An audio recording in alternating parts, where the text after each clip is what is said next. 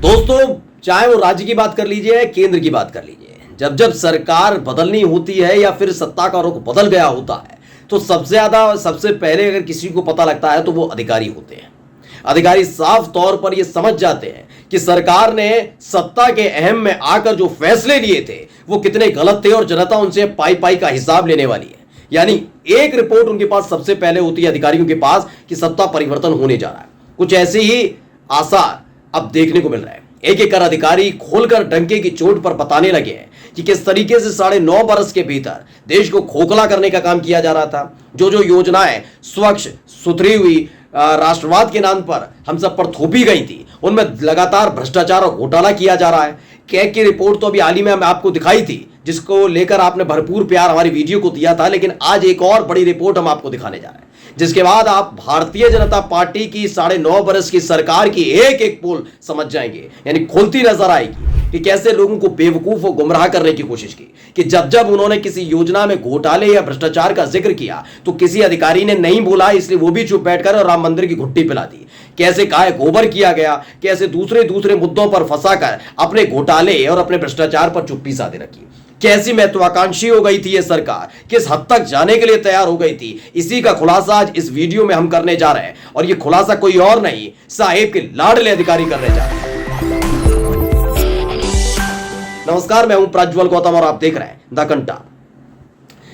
एक बात इन दिनों आप सुन रहे होंगे या लिखी हुई आपने देखी होगी हर जगह कि पैसे के ढेर पर बैठा सांप। यह बात अभी की नहीं है। दरअसल यह बात 2018 में इस देश के यशस्वी तेजस्वी प्रधानमंत्री जी ने कही थी। किसके लिए?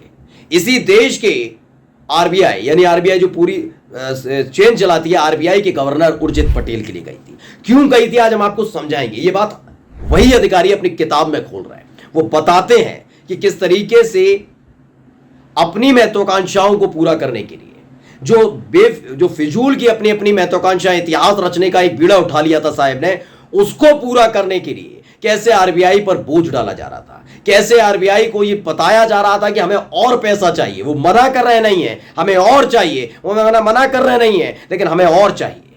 यह भूख लगातार बढ़ती जा रही थी। ये 2018 का साल जरूर याद रखिएगा, क्योंकि उसके अगले ही साल यानी 2019 में लोकसभा का चुनाव होना था। साहिब को दोबारा चुनकर आना था। उन्हें पूरा भरोसा था कि अगर जनता को पैसे की चमक दिखाकर बेवकूफ बना लिया जाए, गुमराह कर लिया जाए तो फिर से सत्ता में आ जाएंगे। और हुआ भी कुछ ऐसा ही था। मैं एक एक तार खोलने जा रहा हूं इनका।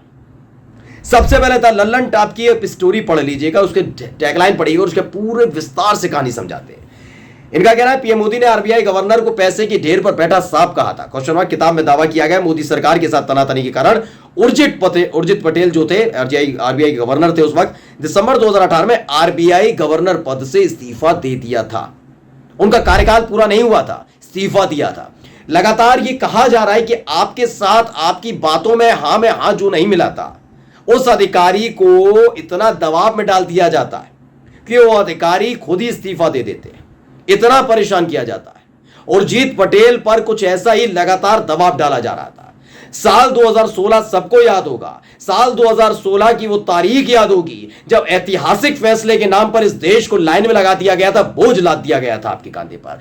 कह रहे थे कि आतंकवाद खत्म हो जाएगा, भ्रष्टाचार खत्म हो जाएगा, घोटालेबाजों पर नकेल कस जाएगी। हुआ कुछ नहीं। 2000 रुपए के नोट छाप दिए गए, आपसे पैसे वापस ले लिए गए और इन सब के बीच एक बड़े घोटाले को भी अंजाम दे दिया गया। तकरीबन 7 साल बाद याद आया कि भाई वो ऐतिहासिक फैसला नहीं था। ऐतिहासिक फैसला तो यह है कि 2000 के नोट बंद करने हैं, क्योंकि उसी से तो सबसे ज्यादा भ्रष्टाचार बढ़ रहा है।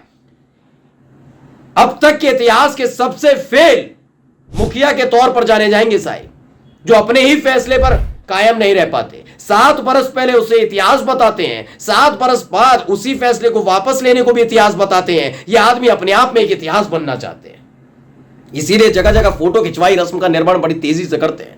खैर, खबर यह नहीं है। खबर यह है कि उस दौरान हुआ क्या था।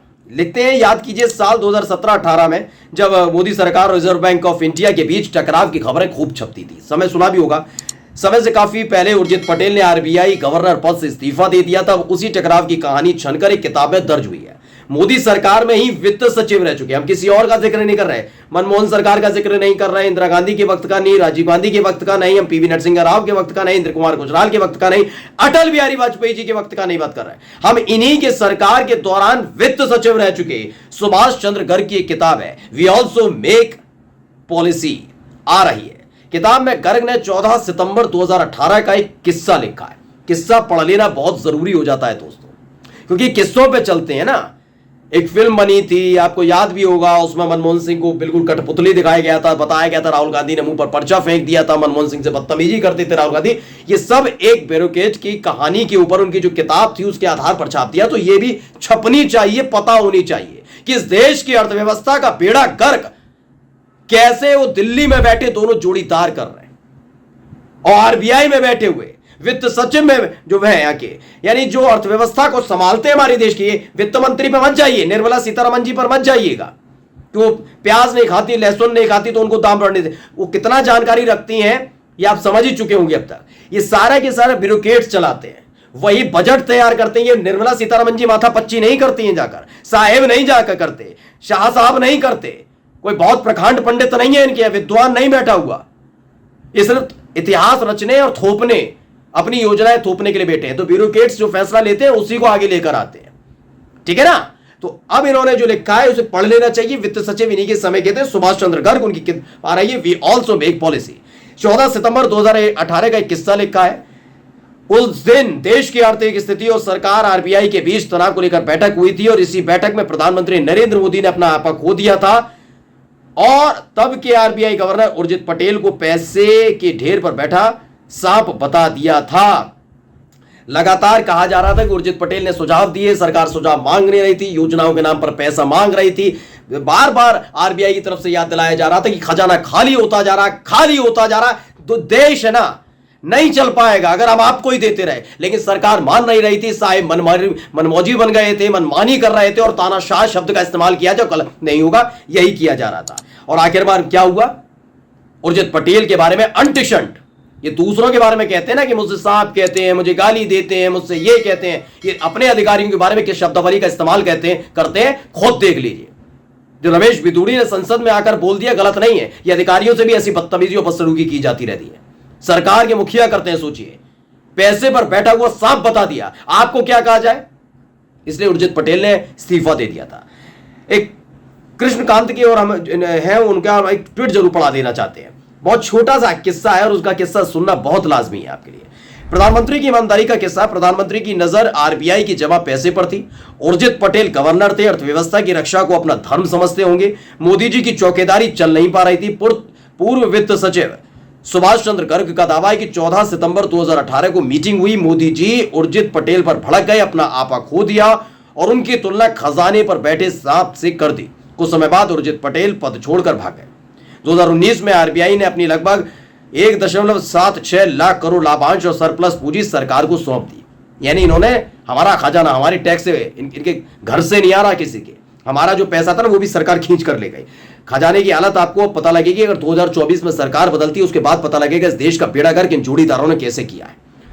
उर्जित पटेल, वायर आचार्य, अरविंद सुब्रमण्यम, केवी सुब्रमण्यम, सुरजीत भल्ला, अरविंद पनगड़िया, इतने सारे अर्थशास्त्री पद छोड़कर क्यों भागे? क्योंकि चौकीदार को खजाना चाहिए था और कोई अर्थशास्त्री नहीं चाहता था कि उसे नाक बताकर उसका लोया कर दिया जाए।